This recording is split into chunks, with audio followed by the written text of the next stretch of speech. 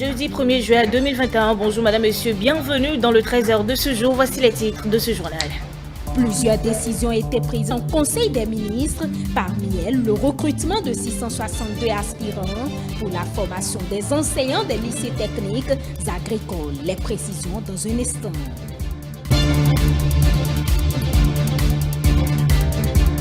Adoption ce mardi à l'unanimité des députés de la loi portant autorisation de ratification du traité portant création de l'Agence africaine du médicament en République du Bénin.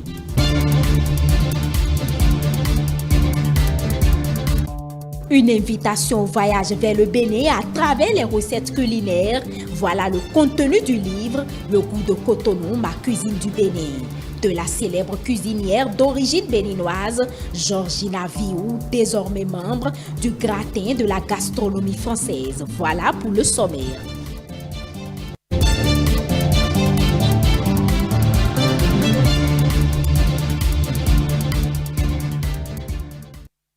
Et merci de toujours nous préférer pour vous informer. 662 aspirants seront bientôt recrutés pour former les enseignants des lycées techniques agricoles. C'est l'une des décisions prises en Conseil des ministres de ce mercredi 30 juin 2021. Ensuite, pour plus de précisions, le porte-parole du gouvernement, Wilfried Léon Rombéti. Dans le cadre de la mise en œuvre de la stratégie nationale de l'enseignement et la formation technique et professionnelle, il est prévu la construction et la réhabilitation d'une trentaine de lycées techniques agricoles d'ici à 2023. Ces établissements serviront notamment à former des exploitants agricoles de type nouveau. Pour leur fonctionnement optimal, il s'avère nécessaire de mettre à disposition sur la période 2152 enseignants complémentaires, toutes spécialités confondues. Aussi, le Conseil a-t-il autorisé, pour le compte de l'année 2021, le recrutement de 662 aspirants, dont 517 de niveau licence professionnelle en sciences agronomiques et 145 de niveau du diplôme d'études agricoles tropicales qui seront mis en formation pendant 2 ans pour les uns et 3 ans pour les autres. Ceux d'entre eux qui auront réussi à l'examen final seront déployés comme élèves professeurs adjoints ou élèves professeurs certifiés selon le cas. En point 2 sous ce chapitre, la contractualisation pour la réalisation des études de faisabilité technique, économique et financière de mise en place des unités économiques à vocation pédagogique dans 30 lycées techniques agricoles. Le gouvernement envisage de faire de ces lycées des centres d'exploitation économique à vocation pédagogique dans le but de donner aux apprenants de solides aptitudes aux fins d'un emploi durable dans le secteur de l'agriculture. La démarche vise aussi à permettre aux lycées d'assurer à court terme leur charge de fonctionnement est de financer, entre autres, des mesures d'accompagnement telles que la réduction des frais d'inscription et l'attribution de bourses. L'objectif poursuivi est d'accélérer la transformation structurelle de l'économie rurale et d'offrir aux apprenants des opportunités de se former en milieu réel avec un accent sur la pratique qui devra occuper 70% de l'emploi du temps. C'est pour définir le modèle approprié d'unité économique à mettre en place dans chaque lycée, en fonction de ces offres de formation, que le Conseil a marqué son accord pour la contractualisation avec des cabinets spécialisés en vue de la réalisation des dites études.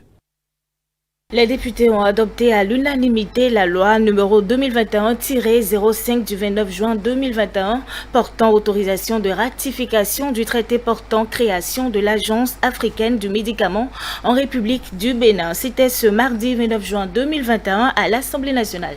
On fait le point ici avec Elia Djiran.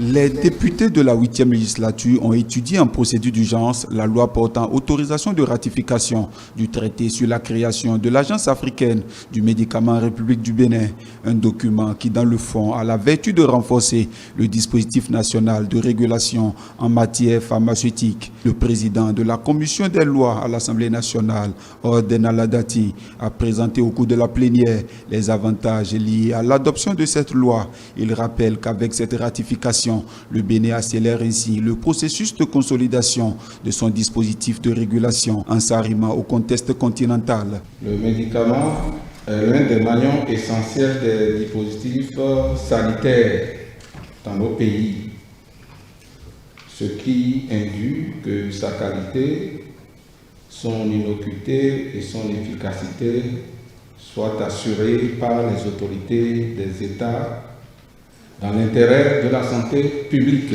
Le ministre de la Santé, Benjamin Rompati, en exposant l'intérêt de cette loi, rappelle qu'en autorisant le gouvernement à ratifier ce traité, les députés l'accompagnent dans son ambitieux projet de prévenir à une couverture sanitaire universelle et de réussir la lutte contre les produits de santé de qualité inférieure et falsifiés. Avec la création de l'Agence africaine du médicament, nous allons pouvoir bénéficier de l'appui technique et financier de l'Union africaine dans le cadre du renforcement des capacités pour la mise en œuvre efficace des fonctions de recrutement pharmaceutique. En effet, il ne s'agit pas de créer seulement une agence, il s'agit de la doter également des ressources humaines et des compétences techniques qu'il faut pour assurer pleinement sa mission. C'est pour ça que la ratification de ce traité est très importante pour le gouvernement. Après l'adoption de la loi, ministres et députés se disent satisfaits de cet accord pour le Bénin. Du médicament que nous venons de voter, qui certainement va régler ce mal pendant longtemps, sinon depuis les indépendances, et qui ruine les pays africains, à savoir régler définitivement le problème de la différence de la qualité des médicaments utilisés dans les pays développés européens et ceux destinés pour les pays africains. Voilà toute ma joie de cette loi votée.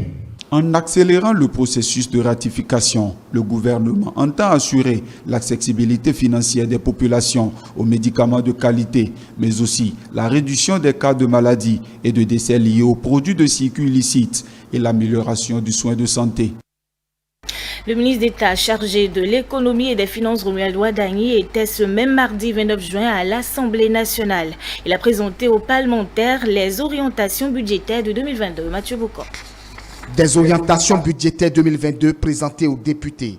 Romuald Wadagni, ministre d'État chargé de l'économie et des finances, s'est donné à cet exercice conformément aux dispositions de l'article 59 de la loi organique numéro 2013-14 du 27 septembre 2013 relative aux lois de finances pour le débat d'orientation budgétaire en prélude à l'étude du projet de loi de finances gestion 2022. Sur les 3 dernières années, le taux de croissance moyen de l'économie béninoise s'est affiché à 5,8%. Le rythme d'accélération de la richesse nationale est resté rapide en 2018 et 2019, en ressortant à 6,7% en 2018 et 6,9% en 2019, malgré le contexte de fermeture des frontières terrestres du Nigeria. En 2020, le taux de croissance ressortirait à 3,8% contre une prévision initiale de 7,6% et une prévision révisée de 2,3%. Bien qu'étant en net ralentissement par rapport à la prévision initiale, il faut dire que le Bénin afficherait en 2020 la 3e meilleure croissance économique d'Afrique subsaharienne et la première de la CEDEAO. En effet, le rapport de la Commission des finances s'est articulé autour de 3 points fondamentaux. La situation économique et financière sur la période 2018-2021, les perspectives économiques et financières sur la période 2022-2024 et enfin les amendements. Ce qui a retenu les attentions sont les perspectives économiques et financières sur la période 2022-2024, mais surtout les dispositions prises par le gouvernement pour la maîtrise de l'inflation des prix sur le marché.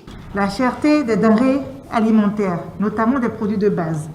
Comment est-ce qu'un pays qui fait partie des meilleurs producteurs aujourd'hui de produits vivriers peut faire face à ce type de choc? Nous avons commencé déjà avec les forces de l'ordre, la douane, commencer à serrer les sorties de nos produits. On fait au mieux compte tenu de la porosité de nos frontières, mais il ne faut pas oublier que l'une des principales raisons pour laquelle les prix montent, c'est que pour le même céréal, l'inflation étant de plus de 15% au Nigeria, mais il y a des gens qui passent la frontière, qui proposent la mesure de maïs à 20% plus, 25% plus cher. Le paysan lui vendra, il partira avec Et une fois qu'il a vendu, son voisin qui veut le maïs, il ne lui vend plus. D'autres préoccupations ont fait objet de débat. Je voudrais savoir ce qui est prévu pour améliorer la pension des retraités du secteur privé à travers la Caisse nationale de sécurité sociale et ceux du secteur public à travers le Fonds national de retraite. Vous savez, nous avons fait depuis 2016 4 choses pour les pensionnés, les retraités. La première, c'est que dès janvier 2017, nous les avons alignés à l'indice 1,25. Ça veut dire que tous les retraités ont eu, à partir de 2017, 25% de plus de pension. Ça fait 10 milliards par an direct de coût. Deuxième chose, les arriérés ont été quasiment tous apurés, en tout cas pour ceux qui ont les dossiers à jouer. Troisième chose, il y avait plusieurs travailleurs qui sont partis à la retraite mais qui n'avaient pas cotisé 15 ans, dont les dossiers sont venus en Conseil des ministres et le chef de l'État a instruit pour que l'État abonde pour qu'ils puissent bénéficier de leur cotisation. Quatrième chose enfin, depuis octobre 2020, sur l'instruction du chef de l'État, un processus assez dématérialisé et quasi automatisé s'est mis en place pour que quand vous allez en retraite, le mois d'après, vous avez votre pension. Toute cette politique sera portée par l'assainissement des finances publiques, la dématérialisation des procédures et des programmes spécifiques, a ajouté le ministre d'État chargé de l'économie et des finances. Ce mercredi 30 juin, le certificat d'études primaires CEP session de juin 2021 a livré son verdict avec un taux de réussite au plan national de 82,67%. Et c'est la direction des examens et concours qui a procédé à l'annonce du taux de réussite du CEP qui a eu lieu du lundi 7 au mercredi 10 juin 2021. Après la délibération, le littoral sort premier avec un taux de 91,50%. Les candidats à l'examen du certificat d'études primaires CEP, session de juin 2021, sont désormais fixés sur le sort. La délibération des résultats s'est déroulée ce mercredi 30 juin 2021. Selon les statistiques, le taux de réussite au plan national est de 82,67%. Les pourcentages par département se présentent comme suit. Premier, littoral, 91,50%. Deuxième, Atlantique, 86,17%. Troisième, Borgou, 84,17%. Quatrième, Zou, 84,03%. Cinquième, Colline, 83,15%. Sixième, Donga, 81,19%. Septième, Mono, 81,24%. Huitième, Plateau, 80,80%. Neuvième, Koufo, 80,61%. Dixième, Ouémé, 80,39%. Onzième, Alibori, 112,63%. Et douzième, Atakora, 111,13%. Et c'était donc un récit de Diane Christelle Onyoudja. Il s'est tenu la première réunion du comité régional de suivi du plan d'action 2019-2023 de la CEDEAO sur le retour des biens culturels aux pays africains. La réunion a connu la présence du ministre du Tourisme, de la Culture et des Arts, Jean-Michel Abimbola, le reporter de Stanislas Atalian. C'est la première réunion du comité régional de suivi du plan d'action 2019-2023 de la communauté économique des États de l'Afrique de l'Ouest, CEDEAO, sur le retour des biens culturels aux pays africains. Elle vise à examiner le niveau de mise en œuvre du plan d'action et surtout à identifier les différents défis à relever pour la réussite du processus. En choisissant le Bénin pour abriter les présents travaux du comité régional sur le retour des biens culturels, la CEDEAO a fait un choix judicieux car le Bénin a été un des principaux initiateurs et est resté à l'avant-garde de ce noble combat. La mise en place du comité régional s'inscrit dans la volonté de la CEDEAO d'avoir un regard constant sur ce document d'orientation et de pouvoir rendre compte aux chefs d'État qui l'ont commandé. Cette réunion vise donc à examiner le niveau de mise en œuvre du plan d'action, à surtout relever les différents défis qui restent à satisfaire pour booster le processus, Durant les 2 jours que vont durer ces assises, un compte-rendu des difficultés de mise en œuvre du document régional assorti de recommandations concrètes sera fait au chef d'État pour des orientations adéquates. Le représentant résident de la CEDEAO au Bénin a donc exhorté les membres du comité à un travail judicieux afin d'aboutir aux résultats attendus. Il vous revient donc, en tant que membre du comité, dont la composition tient compte aussi bien des enjeux politiques, diplomatiques et culturels, de 1. Valider et de veiller au respect de la feuille de route du plan d'action. 2. De fournir des recommandations pour une mobilisation efficiente des ressources pour financer le plan d'action. 3. De soutenir les États dans les démarches de restitution de leurs biens culturels. 4. De soutenir la stratégie de négociation avec les pays détenteurs pour le retour des biens culturels à leur pays d'origine. Et 5. De rendre compte aux chefs d'État ou aux champions délégués désignés par eux de la mise en œuvre du plan d'action. La tâche qui vous incombe est donc noble, mais aussi exaltante. Après avoir rappelé l'importance du retour des biens culturels dans leur pays d'origine, Jean-Michel Abimbola a appelé tous les participants à cette réunion à jouer pleinement leur rôle pour la bonne marche du plan d'action. Les biens culturels, objets de demande de restitution, sont le fruit du génie créateur de nos ancêtres et constituent des témoins d'un passé qu'il nous faut aujourd'hui aborder dans un esprit constructif et de façon décomplexée. Je voudrais vous encourager à faire des propositions réalistes, objectives et efficientes, afin que la mise en œuvre de ce plan d'action ait un impact réel et que des actions concrètes soient suggérées au plus haut niveau pour enclencher le processus général de restitution. Les chenilles ravageuses sont présentes dans les champs au Bénin et dans la sous-région. Une réalité qui est observée par les producteurs qui voient leurs champs de maïs dévastés par ces insectes. Pour lutter efficacement contre ces ravageurs, plusieurs actions ont été menées par les autorités phytosanitaires afin d'accompagner les producteurs dans le combat. Le reportage d'Elia Durand. Les chenilles légionnaires sont désormais présentes dans les champs du Bénin et dans la sous-région. Face aux menaces de ces insectes, des actions multiples sont menées pour lutter contre ces ravageurs. Des politiques publiques sont mises en œuvre tant sur le budget national que sur l'appui de l'Organisation mondiale pour l'alimentation et l'agriculture FAO. Depuis 2017 jusqu'à aujourd'hui, des actions ont été mises en œuvre au niveau du terrain pour essayer de contrôler, disons, cette chenille. Aujourd'hui, les producteurs, dans leur ensemble, maîtrisent les méthodes pour contrôler ce ravageur. Donc, il n'y a pas lieu d'alarmer le peuple pour dire qu'il y aura famine.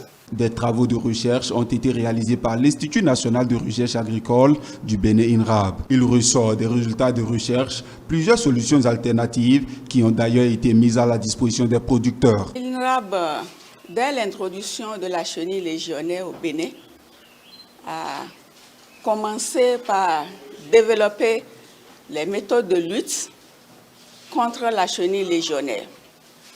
Nous avons testé plusieurs pesticides pour identifier ceux qui sont spécifiques à la chenille légionnaire.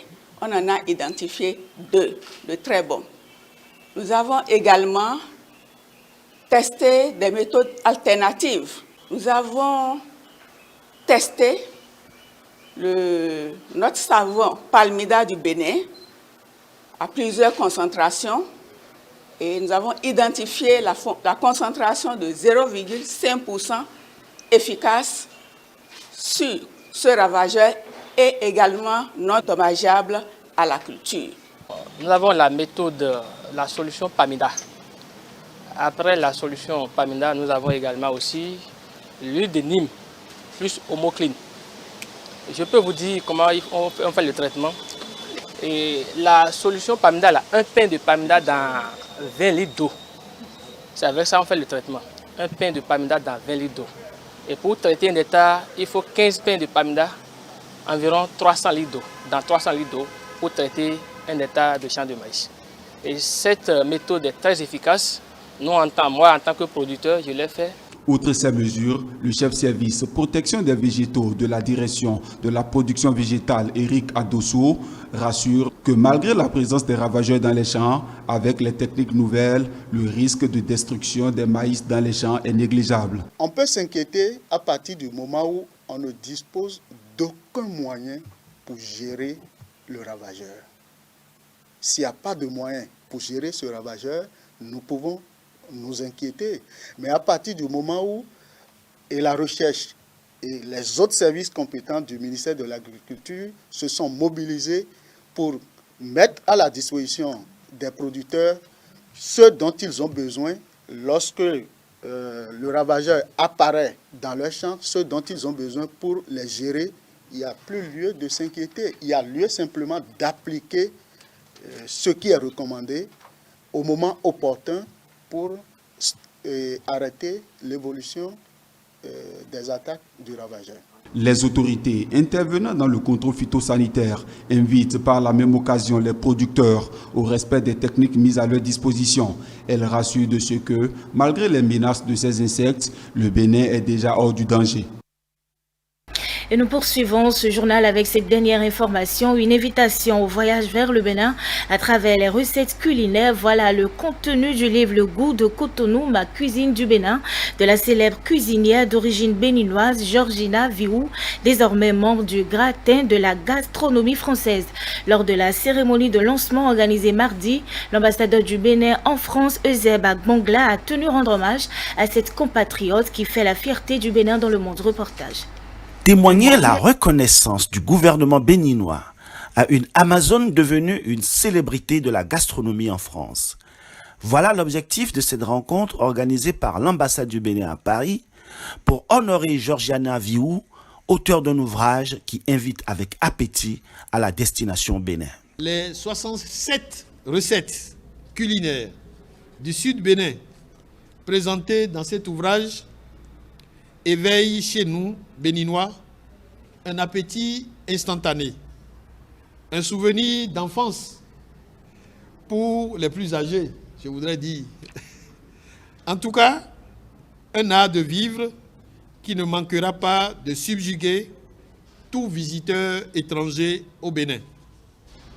C'est pourquoi l'ambassade du Bénin à Paris a souhaité organiser cette manifestation en votre honneur, pour vous témoigner de vive voix sa reconnaissance et vous exprimer par là même, au nom du gouvernement béninois, notre fierté et notre admiration en l'Amazone des temps modernes que vous êtes, par votre décision de révéler le Bénin à travers son art culinaire au bon goût appétissant et très apprécié des visiteurs de notre pays. Au regard de sa crédibilité désormais bien assurée dans le milieu très sélect de la cuisine française, notre compatriote a réussi à convaincre un des monuments de la gastronomie hexagonale à s'intéresser à son projet d'ouvrage et de fait à la cuisine de ses origines. C'est un livre qui a vu le jour grâce à M. Ducasse qui a insisté avant de se prononcer si oui ou non il allait faire le livre. Il a insisté pour goûter quelques recettes et donc j'ai eu le plaisir la chance de pouvoir lui faire goûter une sélection de recettes dans son restaurant du Plaza Athénée l'année dernière. Et c'est comme ça qu'à la suite de la dégustation, eh bien, il a validé, il a reconnu qu'il ne connaissait pas encore très bien la cuisine d'Afrique noire, subsaharienne en tout cas. Et du coup, ça lui a donné envie d'aller découvrir cette partie-là du monde et en tout cas d'éditer ce livre qui nous permet aujourd'hui de pouvoir mettre la lumière sur le Bénin à travers notre cuisine. C'était l'occasion pour les invités de l'ambassadeur de goûter aux recettes de la chef Viou et d'apprécier l'initiative. Parler de la cuisine béninoise, c'est quelque chose qui manquait véritablement et ça peut être un bon outil, une bonne porte d'entrée pour le Bénin également. Moi, je suis au Conseil présidentiel pour l'Afrique. Nous valorisons beaucoup la culture. Nous avons organisé également l'entrepreneuriat sous l'angle de la cuisine, et je suis absolument ravi en tant que Béninois de voir cette réussite qui, j'espère, va permettre d'attirer beaucoup de touristes, beaucoup de Béninois vers le Bénin, et pour participer finalement à ce renouveau touristique du Bénin. On est liés les uns aux autres avec les images numériques, mais on est aussi liés les uns les autres avec notre histoire, avec ce qui fait sens parmi nous, c'est-à-dire notre culture. Et dans notre culture, il y a notre gastronomie. Et nous pouvons en être fiers, et c'est une véritable fierté pour nous d'être associés à ce moment de reconnaissance de Madame Vio. Le goût de Cotonou, une vraie invitation au voyage vers le Bénin. Merci madame, monsieur d'avoir suivi cette édition. Retrouvez-la sur nos différentes plateformes www.etele.com, sur Facebook et YouTube, et Télé Bénin tout simplement. Très bon mois de juillet à toutes et à tous.